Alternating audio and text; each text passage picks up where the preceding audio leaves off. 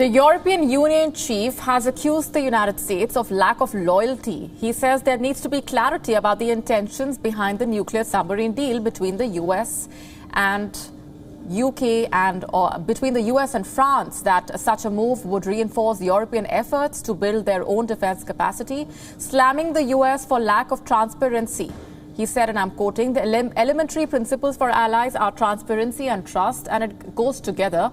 And what do we observe? We are observing a clear lack of transparency and loyalty, suggesting disappointment with US President Joe Biden, who took office vowing to shore up alliances after his divisive predecessor Donald Trump. He said with Trump, at least, it was really clear that the EU was not, in his opinion, a useful partner, going ahead and saying that he had hoped for a better partnership under Biden, and his promise of America is back. During the discussion, the ministers expressed a clear solidarity toward France, and this announcement ran counter to call for greater cooperation with the European Union in the Indo-Pacific. French officials, meanwhile, continued their diplomatic onslaught. The French foreign minister has accused the US of betrayal and Australia of backstabbing. Le Drian is in New York for UN meetings. However, he has no separate meeting scheduled with the US Secretary of State Antony Blinken. He calls the submarine deal a breach of trust and has urged the European Union to think hard about alliances. I will not speculate on the discussion to take place between President Macron and Biden in the coming days. It is important that these discussions take place, but I can't speculate as to the content of the talks. What I can tell you is that it's not just about the brutal, unexpected and unexplained breach of a contract, a 2016 contract that was being implemented. What matters now, first of all, the breach of trust between partners, because partners in alliance means transparency and predictability. It requires explanation. It is about talking to one another, not hiding from one another, in particular on matters of importance. And all of that did not happen, and we need to talk about it. Ça veut dire se parler, ne pas se cacher. US President Joe Biden is reportedly looking forward to speaking with his French counterpart Emmanuel Macron over the phone. A senior US official has told the news agency AFP that Biden wants to talk with Macron about the way forward after Paris recalled its US ambassador over the deal which killed a massive planned French sale of submarines to Australia.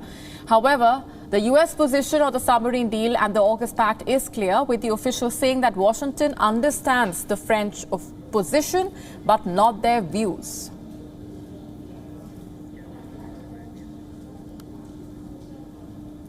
And with us are our correspondents, our London Bureau Chief Mandy Clark. With us also is Siddhant Sibal with us from Washington, D.C. Coming to you first, Mandy.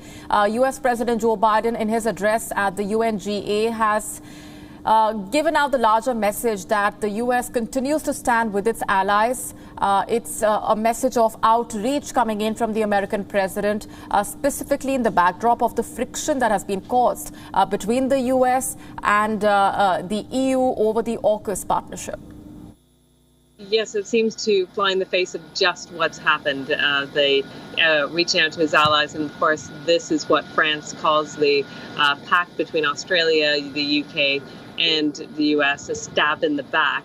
And the bigger worry is how those alliances will survive. But one of the most important alliances that the US has, and particularly Europe, is the NATO alliance. And this is very much seen as outside of that. The EU is planning to make their own Indo-Pacific pact now, and it seems almost a fracturing of those essential alliances that Biden just spoke are so essential for the world. So it does seem to run counter to what has just happened.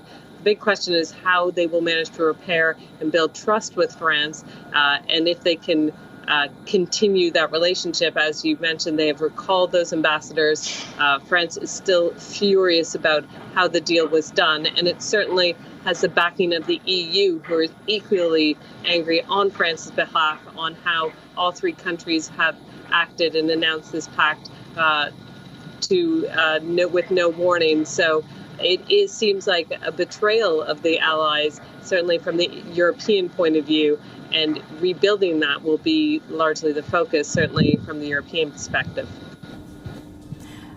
Right. Let me take that point across to Siddhant. The US and France, can they mend those strained ties? Let's also talk about the crucial conversation that's taken place today between the Indian Prime Minister and the French President Emmanuel Macron in the backdrop of the AUKUS agreement.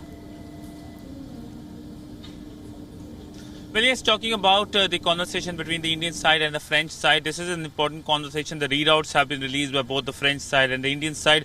Key focus on Indo-Pacific, on Afghanistan. There is, of course, no mention of AUKUS, but remember, this is part of conversations which have been happening recently. In fact, just yesterday, the US Defense Secretary and the Indian Defense Minister Rajnath Singh spoke to each other. There was a mention of AUKUS, but the official readout talked about Afghanistan. But largely, if we take a look at a wider view about AUKUS impacting the Quad, this has been dismissed by the Indian side. The Indian Foreign Secretary earlier today held a briefing ahead of Prime Minister Narendra Modi's Washington visit, and this was a question asked many times as to if AUKUS can impact the Quad. He dismissed it, saying that these are two separate entities. AUKUS is a security pact.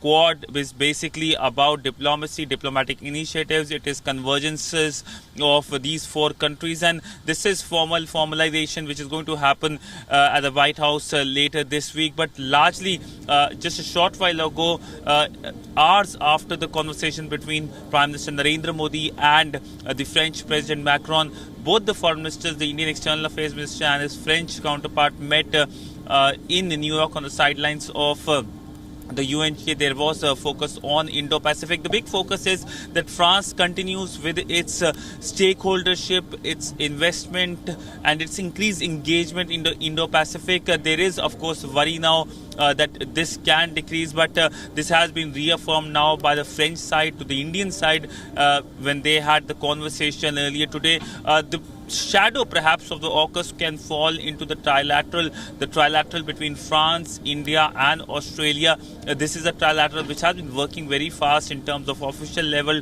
and then graduating to foreign ministers level. The foreign ministers of all these three countries met recently on the sidelines of the G7 foreign ministers meeting in London. Their leaders were expected to meet in Italy on the sidelines of G20, but now it looks like a difficult task given that the French feel betrayed by both Washington and Canberra. Right. Thanks very much, Siddhant and Mandy, for joining us with those details for now. WION now available in your country. Download the app now. Get all the news on the move.